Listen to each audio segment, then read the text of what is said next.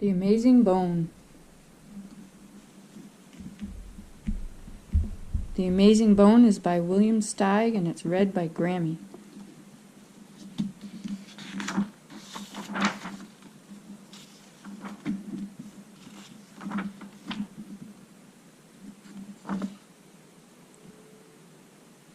It was a brilliant day, and instead of going straight home from school, Pearl dawdled. She watched the grown-ups in town at their grown-up work, things she might someday be doing.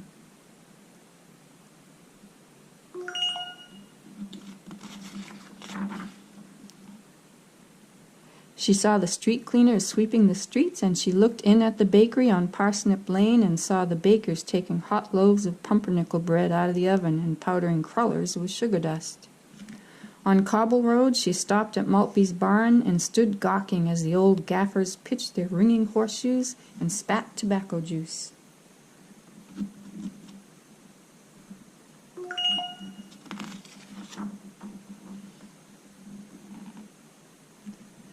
Later, she sat on the ground in the forest between school and home, and spring was so bright and beautiful.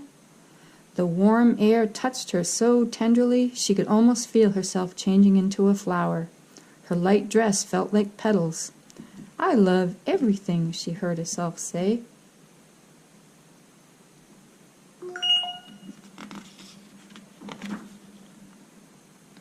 "So do I," a voice answered. Pearl straightened up and looked around. No one was there. "Where are you?" she asked. "Look down," came the answer. Pearl looked down. "I'm the bone in the violets, near the tree by the rock on your right." Pearl stared at the small bone. "You talk?" she murmured. "In any language," said the bone. "Habla español, resume the popsicle, speaking the Deutsch, and I can imitate any sound there is." The bone made the sounds of a trumpet calling soldiers to arms. And then it sounded like the wind blowing.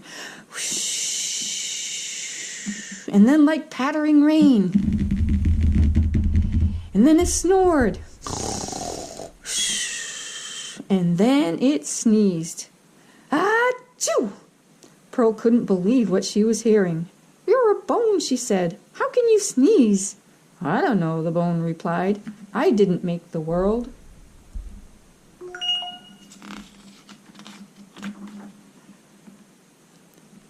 "May I take you home with me, wonderful bone?" Pearl asked. "You certainly may," said the bone. "I've been alone a long time. A year ago come August, I fell out of a witch's basket. I could have yelled after her as she walked on, but I didn't want to be her bone any longer.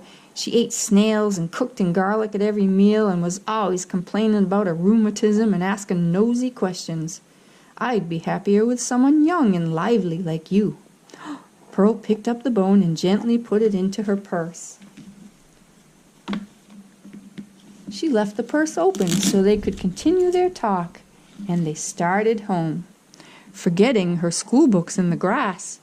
She was eager to show this bone to her parents, and she could guess what would happen when she did. She would tell about the talking bone, and her mother would say, "You're only imagining it." And her father would agree, and then the bone would flabbergast them both by talking. The spring green sparkled in the spring light. Tree toads were trilling. "It's the kind of wonderful day," said Pearl, "when wonderful things happen, like my finding you." "Like my finding you," the bone answered, and it began to whistle a walking tune that made the going very pleasant.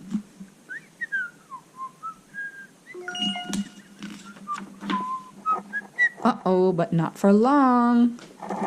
Who should rush out from behind a boulder and spoil everything but 3 highway robbers with pistols and daggers?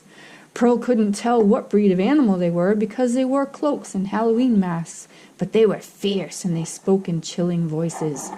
"Hand over that purse," one commanded.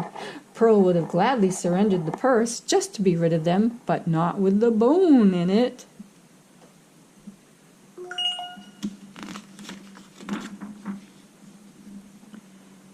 "You can't have my purse," she said, surprised at her own boldness. "What's in it?" said another robber, pointing his gun right at Pearl's head. I'm in it, the bone growled, and it began to hiss like a snake and roar like a lion. The robbers didn't wait around to hear the rest, just in case there was any more. They fled so fast you couldn't even tell which way they'd gone. It made Pearl laugh, and the bone, too.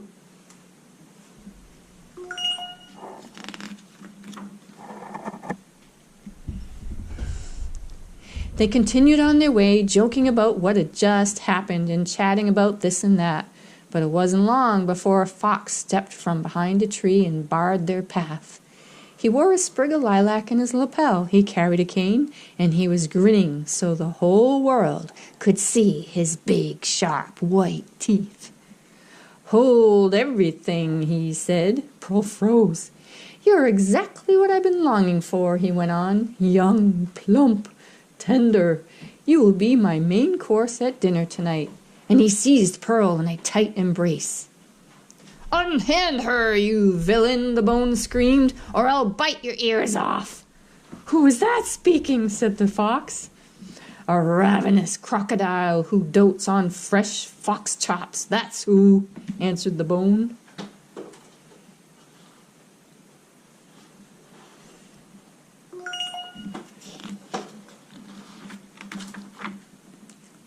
The wily fox wasn't as easily fooled as the robbers. He saw no dangerous crocodile. He peered into Pearl's purse, where the sound seemed to be coming from, and he pulled out the bone. "As I live and flourish," he exclaimed, "a talking bone? I've always wanted to own something of this sort." And he put the bone in his pocket, where it roared and roared and roared, to no avail. Pushing Pearl along, the fox set out for his hideaway. Pearl's sobs were so pitiful, the fox couldn't help feeling a little sorry for her. But he was determined that she would be his dinner. "Please, Mr. Fox," Pearl whimpered, "may I have my bone back at least until I have to die?"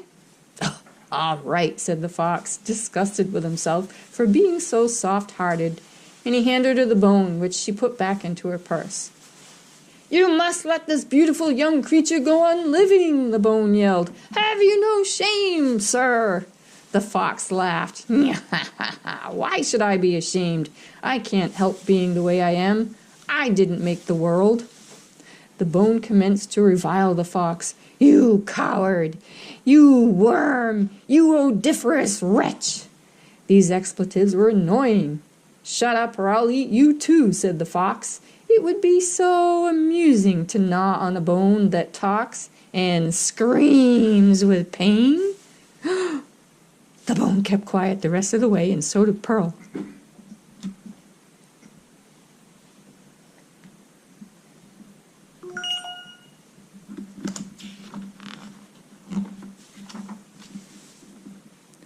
When they arrived at the fox's hideaway, he shoved Pearl with her bone into an empty room and locked the door. Pearl sat on the floor and stared at the walls. "I know how you feel," the bone whispered. "I'm only just beginning to live," Pearl whispered back. "I don't want it to end." "I know," said the bone.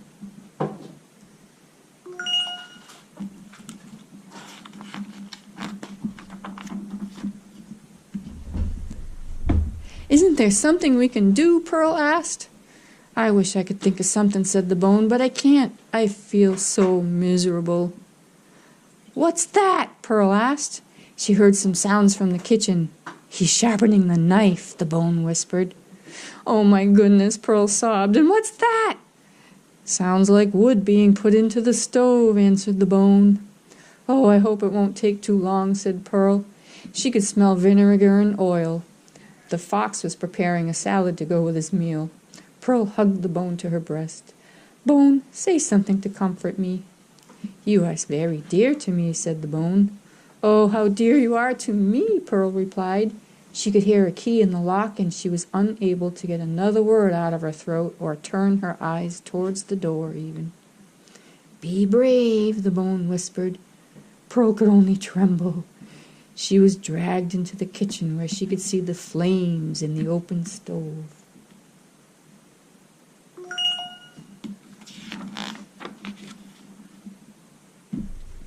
I regret having to do this to you, sighed the fox. It's nothing personal. "Yabam!" said the bone suddenly, without knowing why he said it. "What was that?" said the fox, standing stock still. "Yabam sabibble!" the bone yelled. "Jabracken sabibble de gray!" And something very weird took place. The fox grew several inches shorter. "Alabam chinook be bobbiki basil!" the bone continued, and miraculously the fox was the size of a rabbit. No one could believe what was happening. Not Pearl, not the fox, not even the bone, whose words were making it happen. "Adunish ishgulak kibabin yabap," it went on. The fox's clothes and the fox and everything was now the size of a mouse. "Scrab-boon it!" the bone ordered, and the mouse, whoops, the fox that is, minus his pig, went scurrying away into a hole.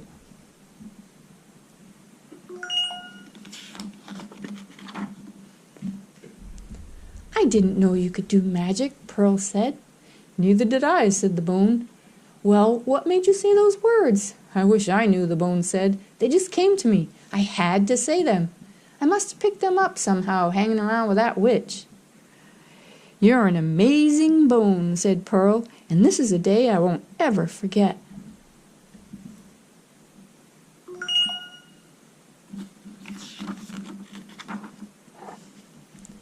It was dark when they reached Pearl's house.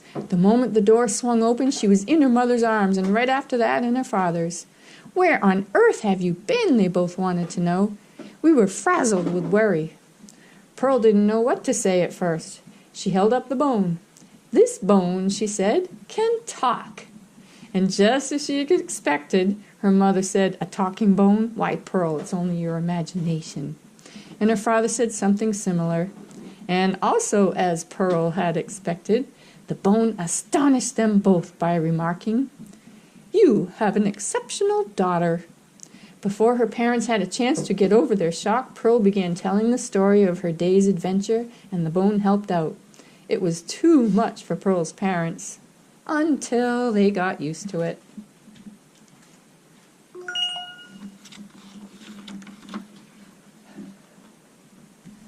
The bone stayed on and became part of the family. It was given an honored place in a silver tray on the mantelpiece. Pearl always took it to bed when she retired, and the two chatterboxes whispered together until late into the night. Sometimes the bone put Pearl to sleep by singing or imitating soft harp music. Anyone who happened to be alone in the house always had the bone to converse with, and they all had music whenever they wanted it, and sometimes even when they didn't. The end.